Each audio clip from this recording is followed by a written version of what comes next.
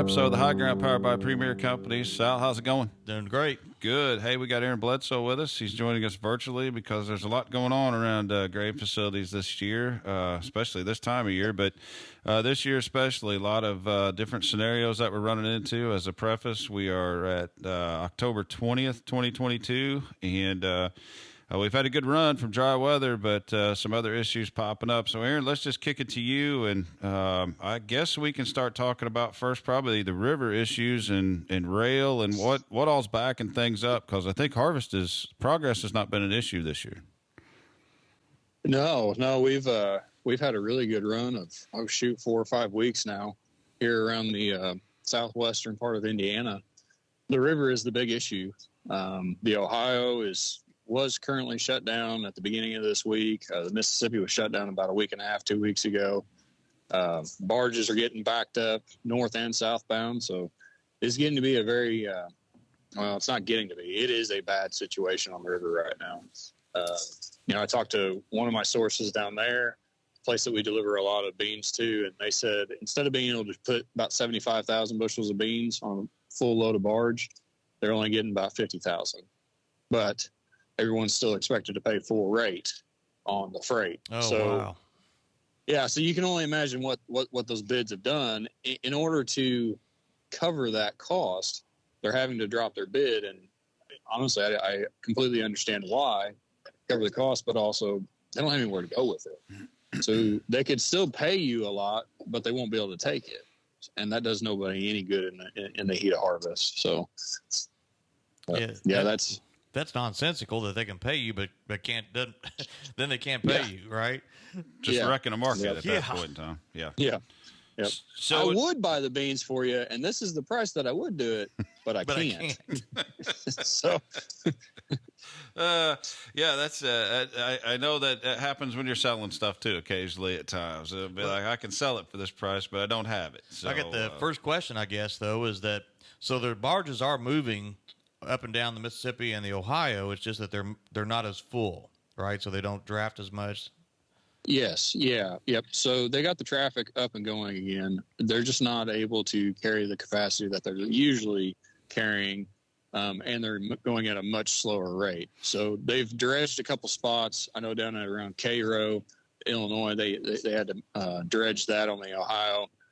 So instead of being able to get, maybe a couple barge wide going through there, they're really having to limit it down to one or two going through the channel right now. Like single lane traffic. Yeah. You can imagine what 465 around Indy looks like when construction, or 65 going into Indy. That's what the river looks like right now. Oh my gosh. Terrible.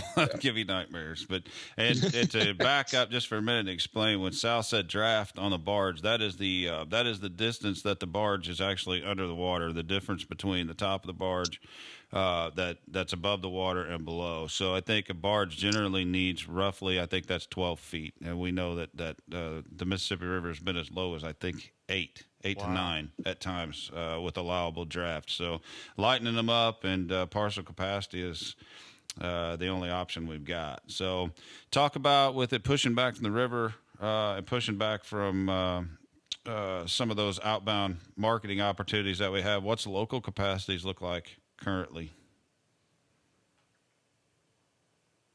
So as far as local here in southern Indiana, your big capacities are going to be anybody that has rail, and rail is still functioning for them.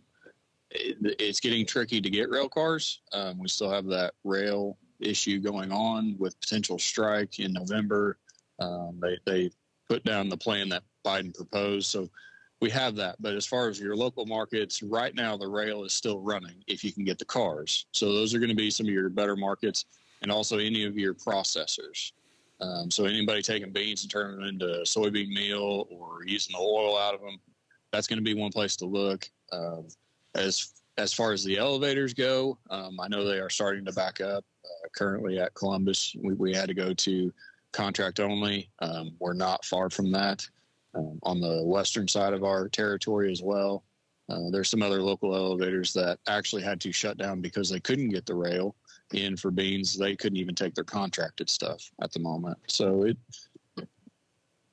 when you have a logistical issue with the river, when when the primary goal of our commodities are to get out into the ports, it really puts pressure on the rest of the area. So it's kind of I don't know, local capacity is good. If you can find a spot, it's definitely a priority to get there, in my opinion. And it doesn't fix the problem, right? I mean, it's still eventually it's got to leave. Yes. Yeah. Eventually it has to leave. All we're doing is backlogging this thing even worse. So everyone, I've heard a lot of people look at the river bids and they're saying, well, are you going to pay any more for November delivery? The river's paying 90 cents better for November delivery. It's like, I agree. The river is paying 90 cents better for delivery in November. If you like that delivery bid, then you need to call them right now and lock that in, because what you're going to see is that bid for November delivery come down to meet the October delivery. Going into this harvest, we saw September deliveries. They had a very good premium to the all fall bid, and they typically do historically. And everyone was like, okay, well, the fall is going to come up to meet the set bid. And it started to act that way. And then we ran into the river issue, and all of a sudden the fall bid just started running away from the set, and it just kept going into the dumpster. And I've been watching these basis levels the last 2 weeks now, since this whole river has really started to cause an issue, and the deferred bids are starting to come down closer to the nearby. So what that's telling me is that everyone's trying to say, I don't want it right now, which is going to create a backlog so that when you can deliver after the first of the year and things like that, the idea of basis having to work really hard to buy the bushels, I just don't see it. Not for beans, not in this area.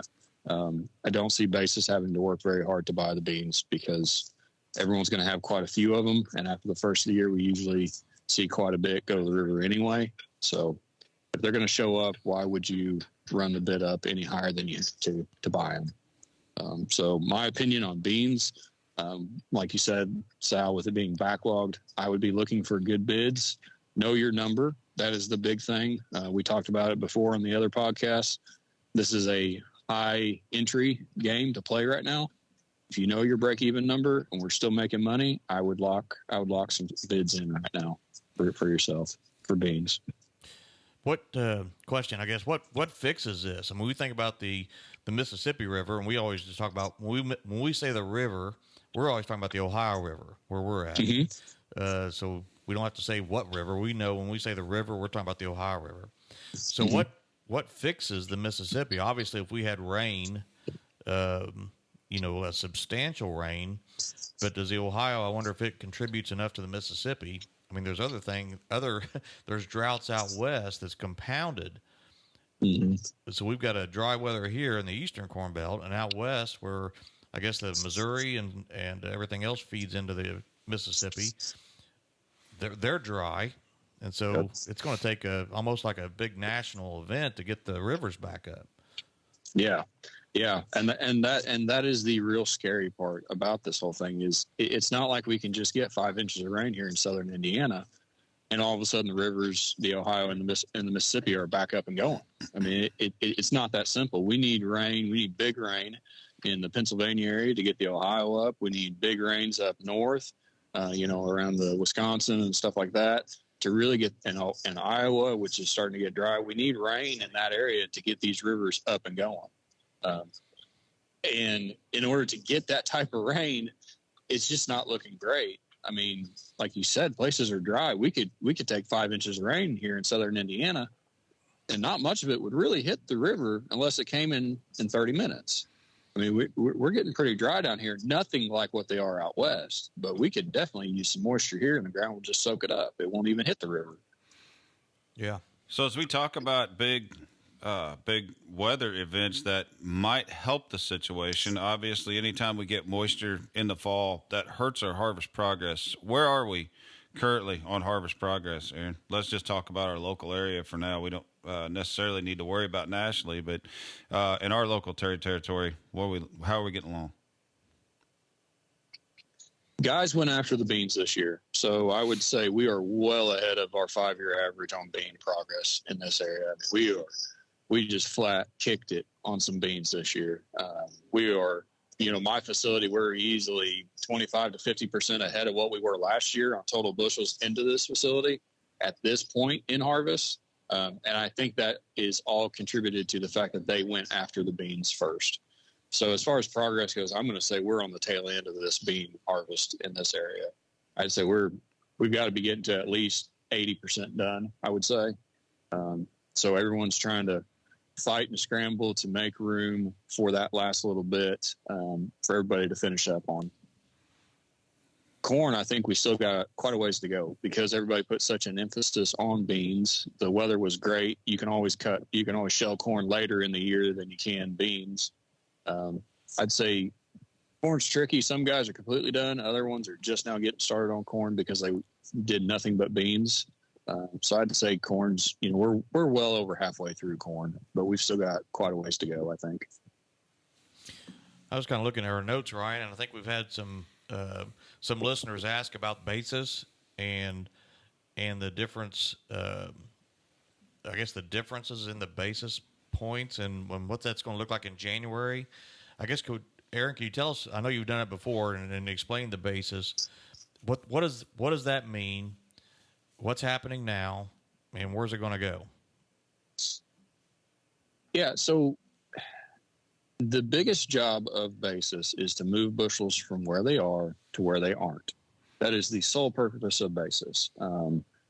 And so what you're seeing, I think a lot of these questions come up because they look at Kansas and they, look at, Nebraska and Colorado. I mean, oh my gosh, can you imagine what that would look like out there? But there's huge differences. I mean, even just in our area, we're seeing 50, 60 cent differences in basis, and they're only 20, 30 miles apart.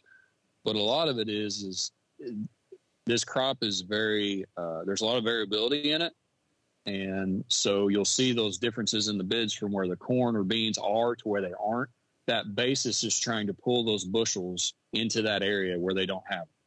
So as far as the big difference between like a Kansas at like $1 over the December futures for nearby delivery versus where, in our area right now, corn's, around that 10 under for nearby deliver. That is the differences. They don't have the bushels. They need them. They're trying to buy them from areas that they typically don't buy them. So this is a great time to start seeing rail markets really come alive. Because when there's that big of a difference in basis, you'll start seeing rail come from, in the past, you could see like an Iowa bushel all of a sudden show up down in southern Indiana because they got on a rail market and they hit us because the difference was enough to pay for that freight and we needed the bushels and they didn't. The Southeast market's always a hot market in the Carolinas and stuff because of all the turkeys and chickens down there. So that's another place that you'll see high bids. They don't have enough corn anyway on a normal year. Well, when we have drought out west and a shorter crop as far as production wise, you're going to see those bushels really fight. You'll see that basis work really hard to get them this year. Okay, well that makes sense because I know we're looking at a $2, $2.50, $3 difference between some places and others, and when you think that our only opportunity is a truck, sometimes even that's not enough, depending on how far away it is. So there's a lot. So I'm going to ask you a quick question here, and we'll have to wrap. But just quick take: what's farmer sentiment going on right now? I mean, I know there's a lot of conversations going on. I was involved with a few yesterday, and what's your overall thought? How are they dealing with it? Some guys are really happy because in our local area, local basis was paying better than the river.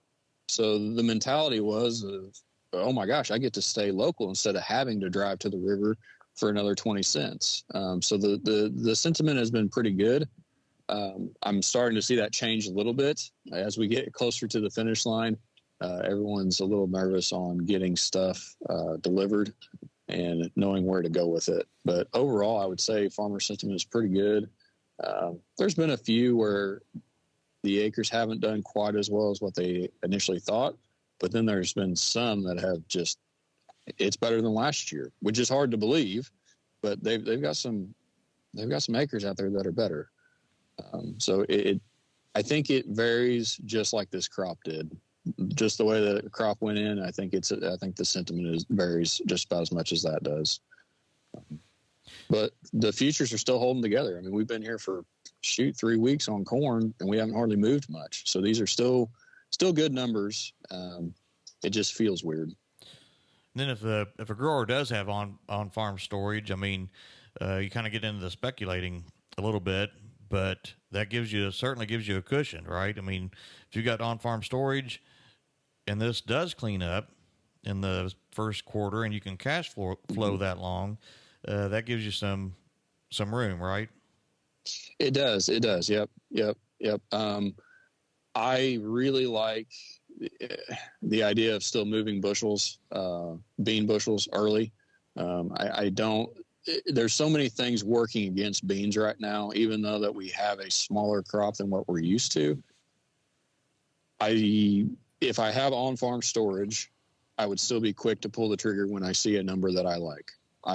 This is not a time to get all bulled up, I think, on beans.